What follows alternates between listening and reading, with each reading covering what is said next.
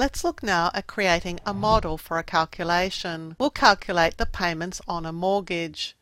To do this, it will help if we first look up the kind of function to use. So I'll choose the Formulas tab on the ribbon here and click Insert Function. And I'm going to look for a function that's going to help me with payments on a loan. I'll type payments on a loan and click Go.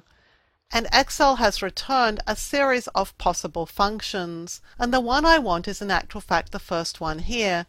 PMT calculates the payment for a loan based on constant payments and a constant interest rate. I'm going to click OK because I want to have a little bit of more of a look at the function arguments so I know what data I need. I'll need the rate, which is the interest rate on the loan. I'll need the number of payments for the loan, and I'll need the present value of the loan. These next two arguments are optional.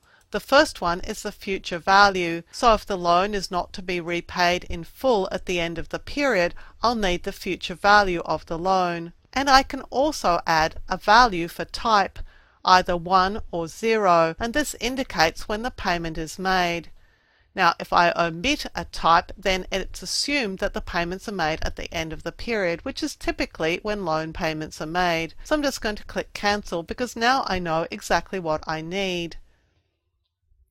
In addition to checking the function I plan to use, in a situation where I'm creating a mortgage calculator like this, I'll also go somewhere to see if I can find some values that have already been calculated for me. And I found this on the internet. These are not my loan details, but this data will allow me to test to make sure that my model is working correctly before I use it on my own values. I'm going to start now to add the titles for my worksheet. Loan amount, interest rate, number of periods, and monthly payment. I'm going to increase the width of this column, and now I'm ready to put in the loan amount, and I'm going to use the values that I looked up on the web so that I can test to make sure that my calculator is working. For number of periods, I want 30 years, but I'm going to multiply that by 12 to get the number of payments per year. And now we're ready to enter the monthly payment, which is the function that we looked up earlier. I'm going to click Insert Function, select PMT, and click OK. To enter the rate, I need to enter the interest rate per period of the loan. I'm told that if I were using 6% for quarterly payments, I'd need to divide 6% by 4. I've got 4% for monthly payments, so I'm going to need to click in here and then divide the value by 12 to get the interest rate per month. The number of periods I've already calculated, so I'll click in that cell, and the present value is the amount that I'm borrowing. I don't have a future value because this loan is repaid in full at the end of the term, as is mine.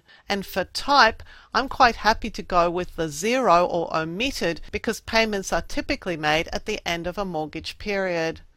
I'm going to click OK. And Excel has returned a result which is exactly the same as I found on the web. Excel is giving me a negative number because this is monies paid out, but the actual value is correct.